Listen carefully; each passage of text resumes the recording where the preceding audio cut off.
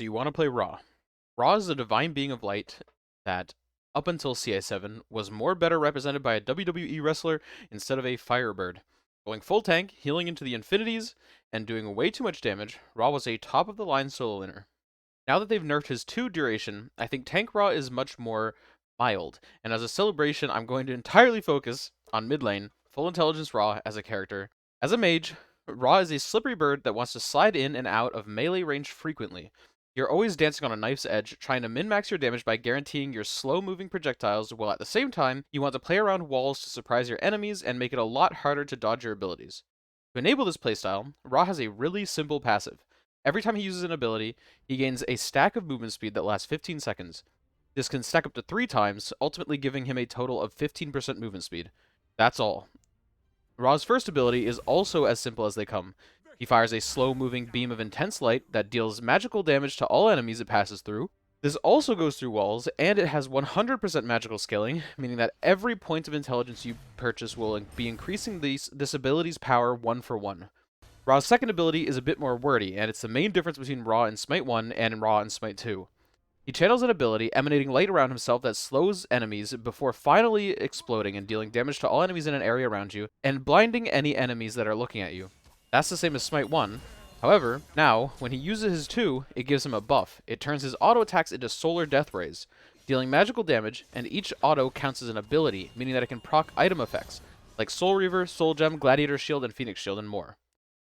This is what made Tank Ra so powerful, and the nerf specifically targeted the base damage of his 2 and the duration of the buff on his 2, making Tank Ra deal less damage and have much less uptime than usual. His third ability is Solar Blessing. Ra places down a pillar of light, dealing damage to enemies and healing allies. While an ally stands in the light, it also grants them strength, intelligence, and protections. When you use this ability, try to put it in a position that is both threatening for enemies as well as useful to allies. Far too many Ra players will place his 3 really far back, or place it too far forward, and it really diminishes the effectiveness of such a powerful spell. The buff and healing is substantial, and if someone fights entirely in your 3, the mitigations and healings will easily equal hundreds of HP saved, even on a squishy character like yourself. You can use this somewhat like a Kukulkan 3, hiding inside of your heal, making you a lot harder to dive, especially because you do so much damage at a close range. Finally, Ra's simple ultimate move is Searing Pain. After a short charge up, Ra fires a magical fire laser in front of you in a straight line, dealing tons of damage. This ability deals bonus true damage to enemy gods based on 5% of max HP, and true damage means that they don't take mitigations into account or any protections, it's just straight damage. This ability has a super short cooldown, and it's an outlandish amount of damage. It has a super long range as well, so many people refer to Ra as a sniper sometimes.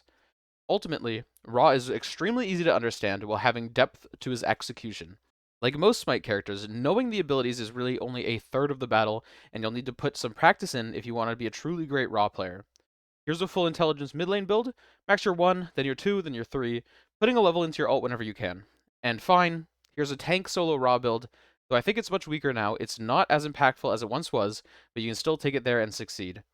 If you have difficulty winning with my builds, be sure to go to smitesource.com, smite2.live, or tracker.gg/smite2 and research some builds that players far better than myself are able to cook up. Anyways, that's all. Thanks for watching. Please like, comment, and subscribe, and have a great day.